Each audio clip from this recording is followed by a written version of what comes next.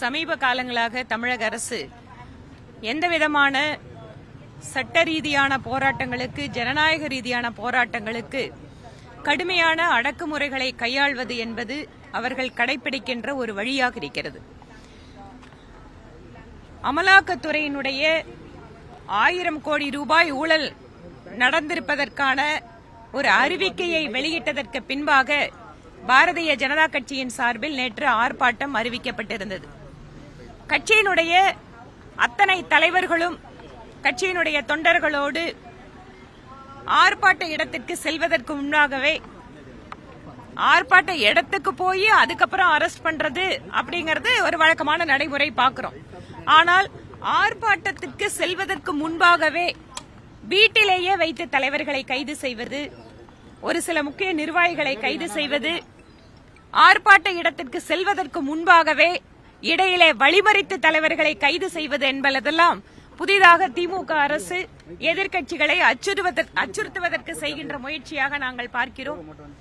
இது அனுமதிக்கப்பட்ட இடத்தில் ஆர்ப்பாட்டம் நடத்துவதற்கு அரசியல் கட்சிகளுக்கு அனுமதி மறுக்கப்படுவதும் இப்போது சர்வசாதாரணமாகிக் கொண்டிருக்கிறது.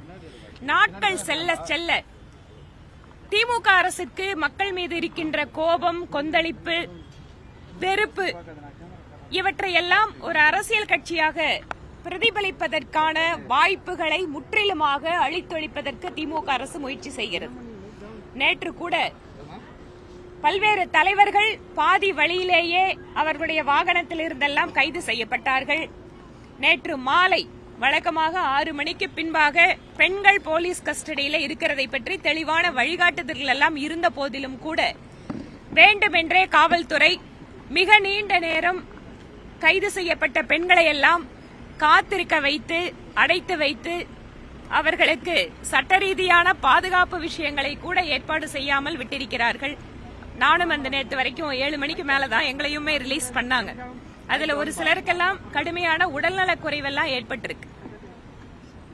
இன்று திமுக அரசு எப்படி நடந்து கொள்கிறது என்றால், அவர்களுடைய புகழை பாட வேண்டும், அவர்கள் சொல்வதை மட்டுமே கேட்க வேண்டும், அவர்களுக்கு எதிராக கருத்து கூற முயற்சி செய்பவர்களை, எதிர்க்கட்சிகளை எல்லாம் ஒட்டுமொத்தமாக முடக்குவதற்கு முயற்சி செய்கிறார்கள்.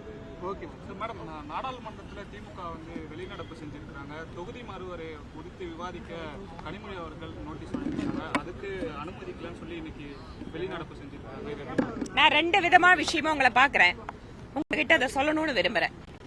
அமலாக்கத்துறையினுடைய 1000 கோடி ரூபாய் ஊழல் அறிக்கை வந்ததற்கு பின்பாக இது குறித்து விவாதிக்க வேண்டும் என கவன ஈர்ப்பு தீர்மானத்தை நானும் சட்டப்பேரவையில் கொடுத்திருக்கேன்.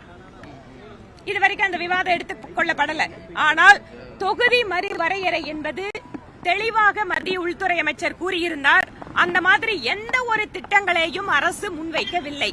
இன்னைக்கு வரைக்கும் தொகுதி மறுவரையறை குறித்து மத்திய அரசு எதுவுமே தெரிவிக்காத சூழ்நிலையில் அவர்களுடைய கற்பனையை வைத்துக் கொண்டு அவர்களுக்கென்று அவர்களே உருவாக்கி கொண்டிருக்கக்கூடிய ஒரு சில சிந்தனைகளை வைத்துக் கொண்டு பாராளுமன்றத்தில் எப்படி விவாதம் நடத்த முடியும்? நான் ஆதாரத்தோட கவன ஈர்ப்பு தீர்மானம் கொடுக்கிறேன், எங்க சட்டப்பேரவையில் எடுக்க மாட்டேங்கிறாங்க. ஆனால் தொகுதி மறுவரையறை குறித்து இதுவரைக்கும் மத்திய அரசு எந்தவித அறிவிப்பு வெளியிடல. அதற்கான ஒரு வார்த்தை கூட மத்திய அரசு பேசாதப்போ அது குறித்து எப்படி பாராளுமன்றத்தில் விவாதிப்பாங்க? அதே போல நேற்று பாஜக மாநில தலைவர் அவர் பேசும்போது விஜய் அவர்கள் நடிகையின் இடுப்பைக்குள்ளே அது போன்ற வார்த்தைகள் எல்லாம் பேசியிருக்கிறாரு. நீங்க எப்படி பாக்குறீங்க? அது பொதுவெளியில இப்படி பேசலாமா? ஒவ்வொரு தலைவர்களும் அவங்களோட கருத்தை சொல்றாங்க, அவங்களுக்கு உரித்தான பாணியில. இதுக்கு எப்படி நாங்க கருத்து சொல்லிட்டு இருக்கிறது? இல்ல, ஒரு நடிகை இப்படி சொல்றாரு, நடிகையை பத்தி இப்படி பேசுறாரு, அது பொதுவெளியில நல்லா இருக்குமா? மாநில தலைவர்கிட்ட அது குறித்து நீங்களே இந்த கேள்வி கேளுங்க. பிளே ஸ்டோர் மற்றும் ஆப் ஸ்டோரில் இருந்து பாலிமர் செயலியை QR கோடு மூலம் பதிவிறக்கம் செய்யுங்கள். செய்திகளை உடனுக்குடன் பெறுங்கள்.